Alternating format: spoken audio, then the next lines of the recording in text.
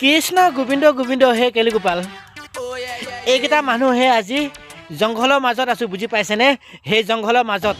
আপোনালোকক সেই জংঘলখন অকণমান দেখাইছোঁ ৰ'ব এয়া দেখিছে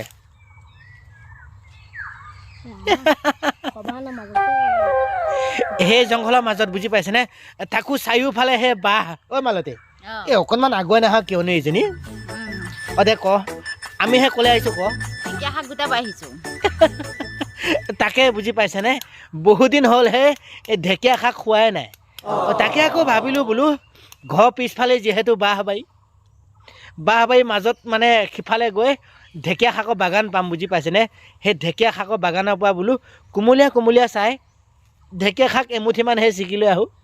আহি সেই ডকচি খাম আৰু ন মালতী সেই আপোনালোকে চবেই সুধি থাকে নহয় এইফালে আমাৰ সম্পত্তিটোক নেদেখুৱাই বুলি এইটোৱে আমাৰ আচল সম্পত্তি নমস্কাৰ এটা দিয়া কোন ক্লাছত পঢ়ি আছা কৈ দিয়া স্কুলখনৰ নামটো কৈ দিয়া শংকৰদেৱ বিদ্যা নিকেতন জৰাবাৰী এইয়া এইটো আমাৰ আচল সম্পত্তি বুজি পাইছেনে ন দে মালতী পিতাই দে আকৌ সেই আপোনালোকৰ খবৰ খাতিডাল কেনেকুৱা হে কমেণ্টডালতে জনাবচোন আমাৰো যেনিবা সেই ভালে আৰু ন মালতী ভালে ভালে আছোঁ বুজি পাইছেনে আপোনালোকৰ সেই আশীৰ্বাদতে আকৌ আপোনালোকৰ খবৰ খাতিডাল সেই কেনেকুৱা হেঁচি ঠেলি গুৰিয়াই লঠিয়া হ'লেও মুঠতে সেই জনাব ন আকৌ সেই আমাৰ দুয়োটাই লুকিংটো কেনেকুৱা লাগিছে বাৰু ভাল লাগিছেনে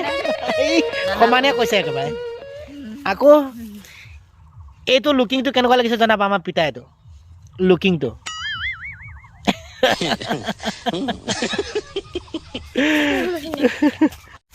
তইনি চাবা দেই একদম জোক থাকে কিন্তু এইডাল লৈ লোৱাচোন আৰম্ভ কৰি লোৱা এইডাল লৈ লোৱা এয়া লাহে লাহে আৰম্ভ হৈছে দিয়ক বুজি পাইছেনে ধুনীয়াকৈ এইডাল লৈ লোৱা আৰু পাম বোলা আচল মেইন বাগানত সোমোৱাই নাই এইফালে বাগান পামহে লাহে লাহে ব'লা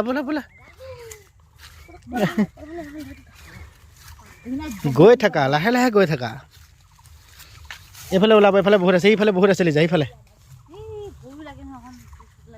এইডাল লোৱা তুমি কি দেখাই নোপোৱা নেকি লোৱা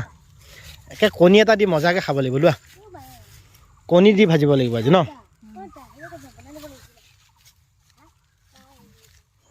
আপোনালোকক আজি এটা বস্তু দেখুৱাম আপোনালোকে কোনে কোনে চিনি পায় লগতে আপোনালোকে কোনে কোনে খাই ভাল পায় কমেণ্টত জনাব বুলি যথেষ্ট আশা ৰাখিছোঁ চাওকচোন এইটো বস্তু দেখিছেনে এইটো মানে সেই পকিলে অকণমান মিঠা হয় আকৌ মানে কেঁচাতে অকণমান টেঙা মিঠা হয় গতিকে মানে নিমখ জলকীয়াৰ লগত খাই ধুনীয়া লাগে আমাৰ দেহীয়ে খাম বুলি ৰেডি কৰি লৈছে দেখিছেনে মই এটা খাই চাওঁ বাৰু কেনেকুৱা লাগে ন দেহি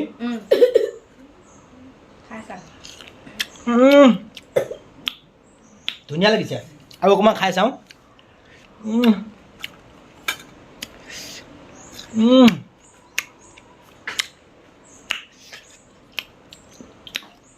এইটো কিন্তু আমি আগতে সৰু হৈ থাকোঁতে বহুত খাইছিলোঁ মানে ধৰক একেবাৰে গছৰ ওপৰত উঠি দি খাইছিলোঁ ন তাই এনেও বুলি ক'লে আৰু খাই দিয়া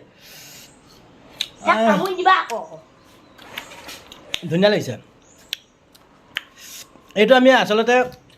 ননীগুটি বুলি কৈছিলোঁ ন দেখি কি বুলি কোৱা তুমি চাওঁ দিয়াচোন চাওকচোন কিমান সুন্দৰ হৈ আছে দেখিছেনে